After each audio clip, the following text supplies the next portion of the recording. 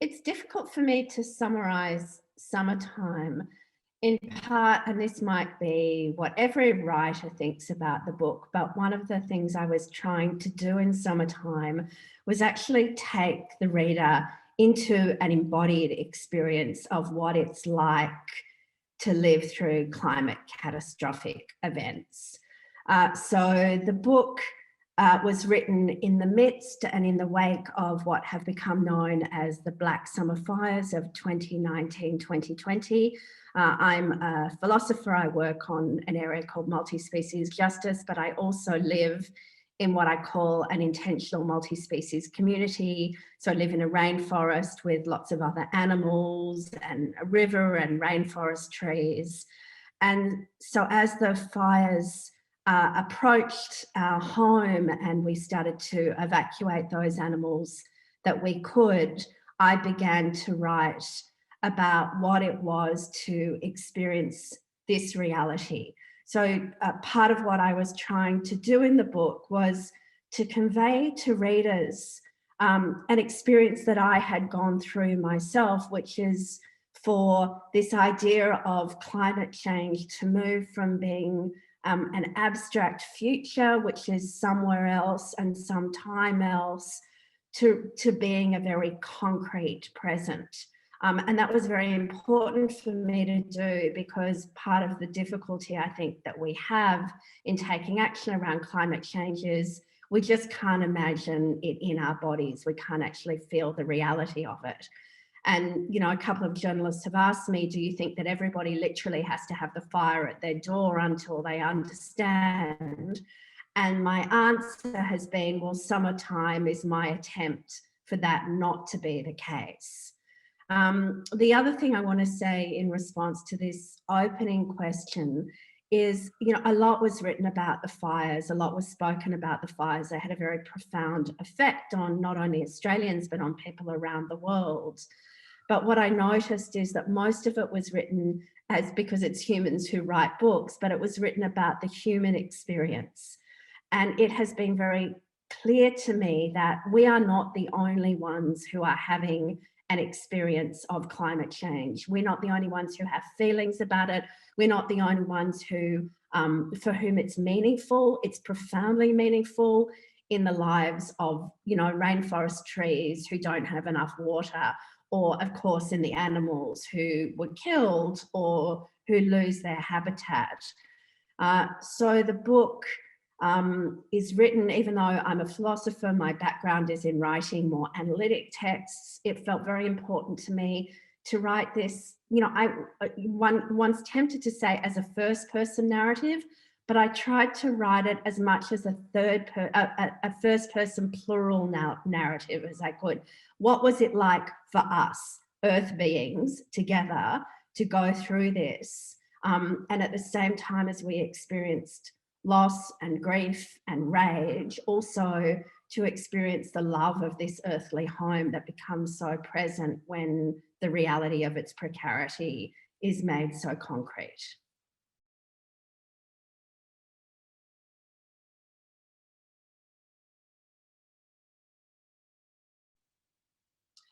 So Katy and Jimmy, Katy is no longer, Jimmy is still, so I need to speak about one in the past and one in the present.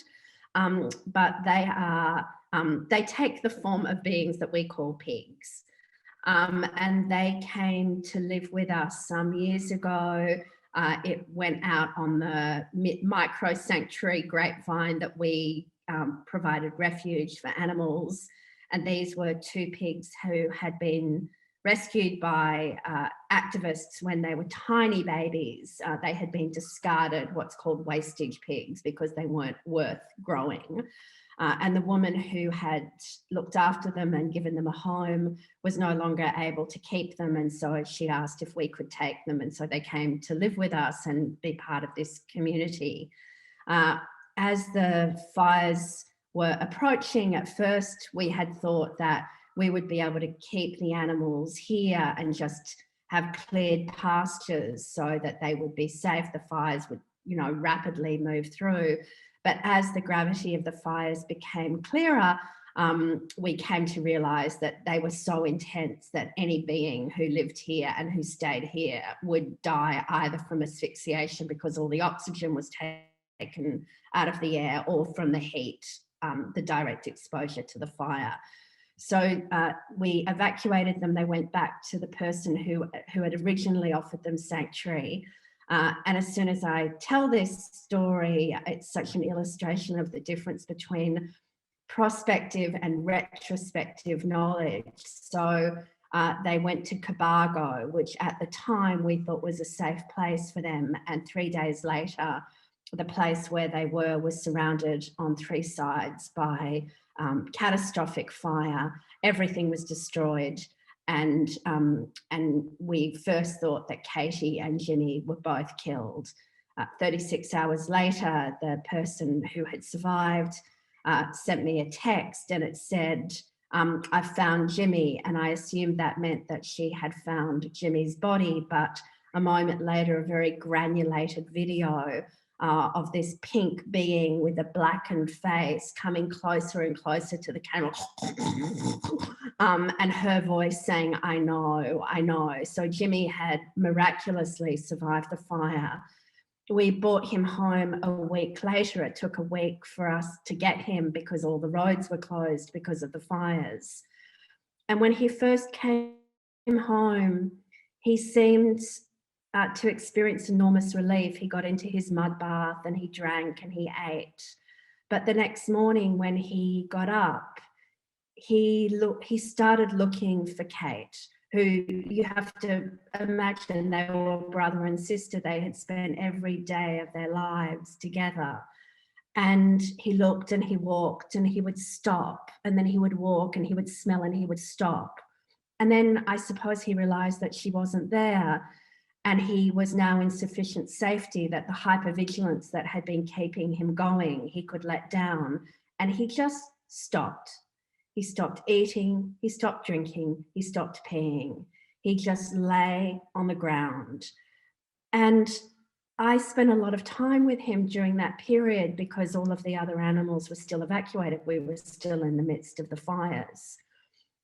And I thought I knew animals, some animals pretty well, but I came face to face with a complexity of emotion that just completely blew me out of the water.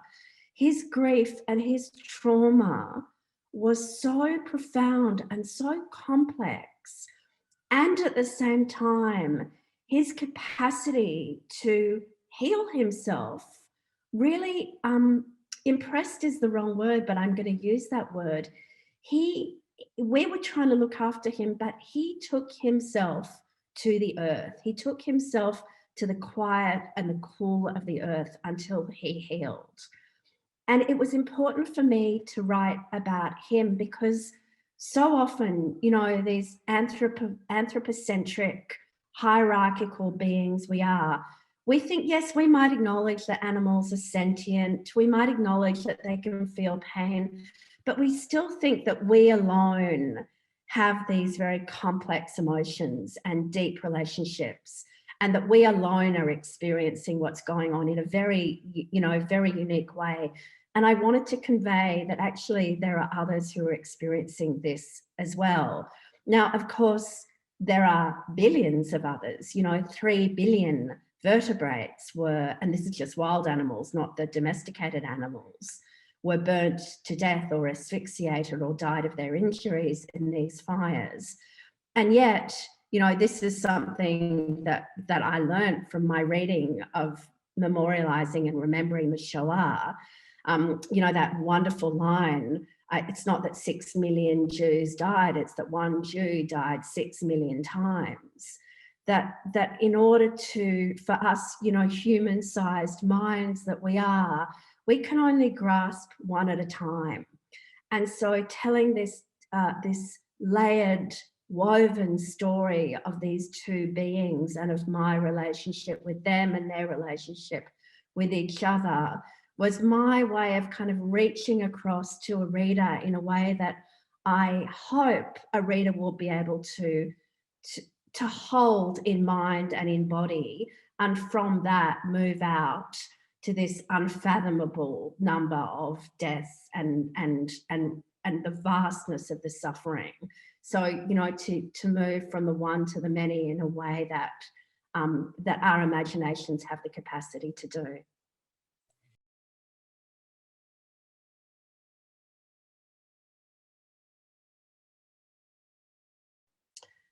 It's interesting to me that this question is about imagery.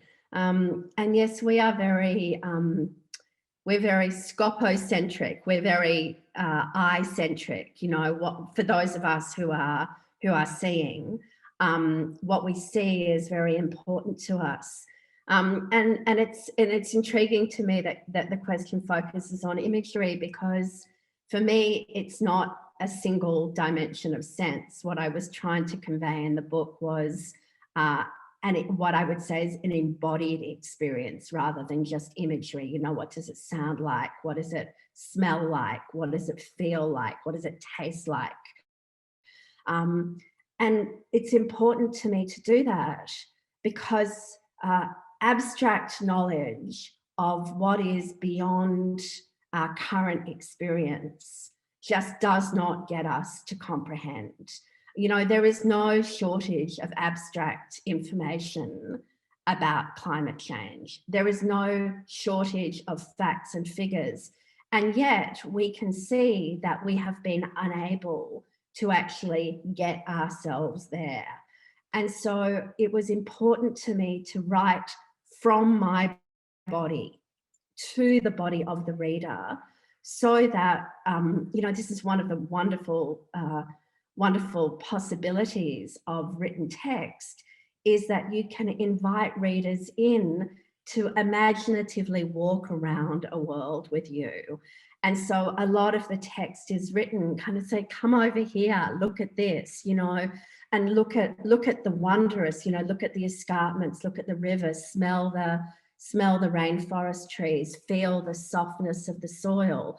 And then some of it is come with me to what was horrific, come with me and stand over Katy's blackened, charred body and smell what that smells like, and feel in your body the grief that you feel when you come face to face with someone who you love, who is no longer. So it was not so much the imagery but the embodied experience that was important to me, because only embodied experience will do the ethical and the political work that we need writing to do.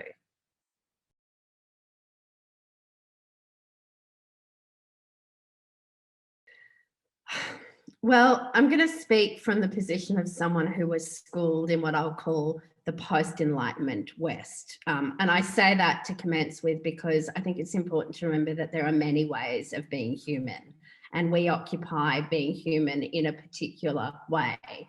But the dominant ways of understanding ourselves in that modernist Western post-Enlightened tradition have been, firstly, as a unique species. Human beings are not, you know, despite Darwin, we don't see ourselves as continuous with the more than human world, and also as individuals.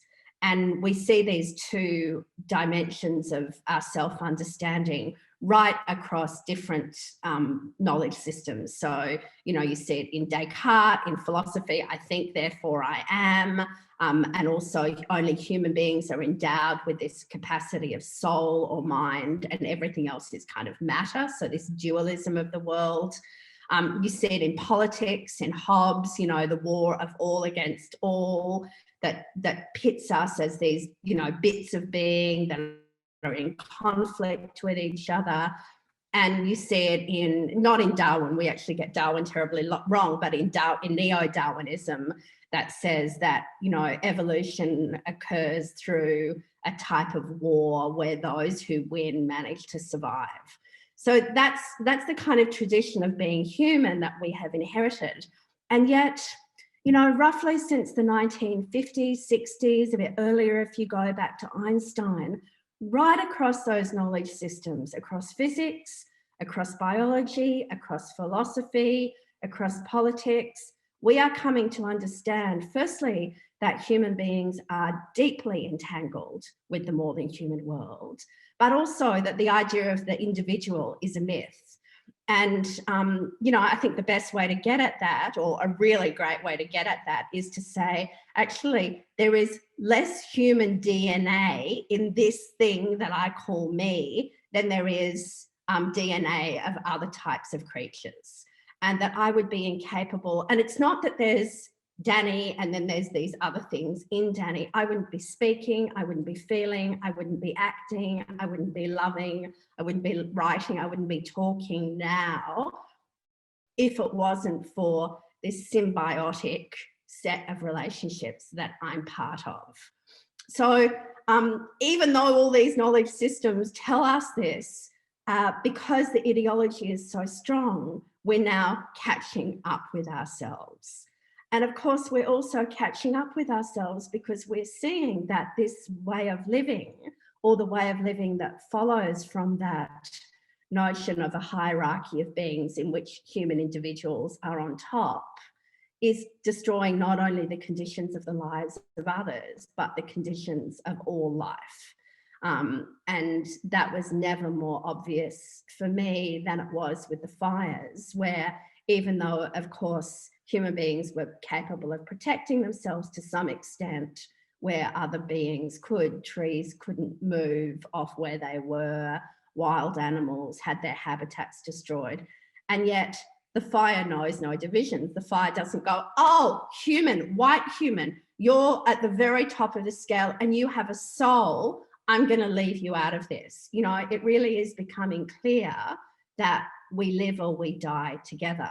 So I think we have become disconnected from this entangled symbiotic relationship that we are in with all other life and non-life as well.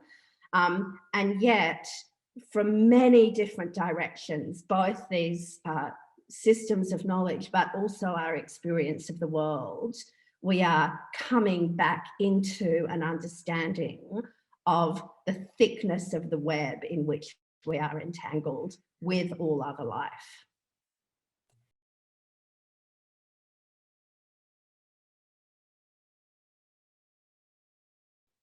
This is a very Jewish question. If you think about every ritual in Judaism, almost every prayer in Judaism begins with memory.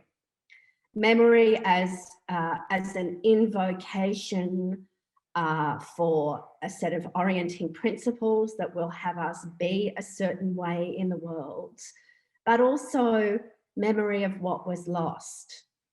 And there's a really, for me, a very important line in Walter Benjamin's theses in the philosophy of history, where he says, if the victor has his way, even the dead will be defeated. Even the dead will be destroyed. And then he goes on to talk about what he calls this form of weak messianism, that we have a weak messianic power. And that is actually to remember those who were not the winners of history, to remember those whose stories have been layered over with the stories of the victors, and to give them life again because they offer lessons and possibilities. And so, the book, spoiler alert, but the book ends with this line, may their memory, we all know, right? When someone dies, we say to each other, may their memory be a blessing. So may their memory inspire us to be the people that we would want to be our ideal selves. But also may their memory bring us back to the truth of wrongdoing, to the truth of violence, to the truth of injustice, so that we are both inspired to move forward, but also held accountable to that. So I added that curse part because I think that there is a call to accountability here that is not just about kind of riding on the beauty of an inspiring memory. It's also about being pulled back to really face aspects of the ways in which we live and continue to live that are undermining the conditions of life for so many other beings, including ourselves.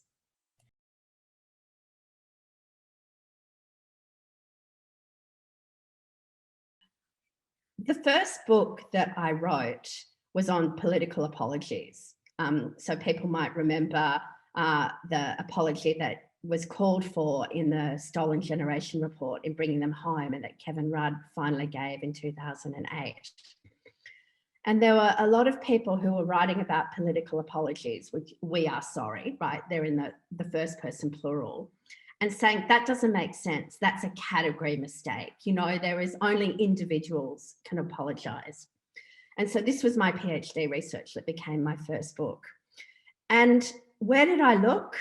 I looked to pre-Reformation Christianity and to Judaism right up till now, because I was thinking, like, what do we say on Yom Kippur? We say, we have sinned. We have this, you know, think about, we have done this, we have done this, we have done this. Why do we say it? Not because I have necessarily been the individual who has stolen or who has killed or who has, you know, locked children up in detention centres, but because we recognise that the really great systematic wrongs, the wrongs of racism, the wrongs of sexual violence, the wrongs against the environment, they can't be pinned on individual perpetrators. Yes, there are individuals who take actions that are wrong, but underneath those individuals are worlds of meaning and institutions that legitimate those actions, that create permissive environments for them, that facilitate them, that authorize them, that make them possible to do. And while we are not the one, you know, I am not the one who took the particular action, we all hold this responsibility for creating the conditions under which those actions can occur. So that is what I mean by collective responsibility. Now, you know, one has to be cautious here, because to say we are responsible for climate change, for example, at the same time, responsibility is unevenly distributed, right? It's, you know, there are some ways of being in the world, there are some individuals, there are some nations that are far more responsible than others. So I think one has to have a carefully differentiated conception and institutionalization of collective responsibility. But at the same time, it is a willingness to see that there is a difference between guilt for wrongful actions and responsibility for the conditions under which we're living. So what would it look like? Well, it would involve a very radical commitment to recognising how all of us have been interpolated or drawn into, or we live forms of life that are creating conditions of destruction. It would be a willingness to distinguish responsibility from to blame. You know, we're all very quick to point the fingers and say they're to blame, but also to say, even if they're to blame, I still have responsibility. And more than that, and this is something that I've been thinking about really since I wrote Summertime, and I've been talking about it, I think it's about a responsibility to the future. So theories of responsibility tend to be very backward looking. You know, what have I done? What can I be held responsible for? But think about, you know, if someone that you love is sick, you know, if you have a child who is sick, or someone that you care about who's injured, someone that you love, someone who deeply matters to you, you don't go looking around for who is to blame. You are 110% committed to that life being as good a life and as possible a life as it can be. So I think collective responsibility is also about what type of commitment do we as a collective have to the possibility of future generations of humans and beings other than humans living meaningful, worthwhile lives. For me, that's what collective responsibility would look like. So we've talked about memory and looking back, but, you know, there's also, and I learned this from my grandfather, you know, 7 generations. What does it mean to be responsible for the generations who won't even remember our names, right? Who won't, it's not, I'm going to be responsible because someone's going to go, oh, wasn't she great? Didn't she do great things? No. How do I feel that responsible for life in the future, that even when I'm erased from the sands of time, that future can still flourish because of something that I took responsibility for? That's what I think it would mean.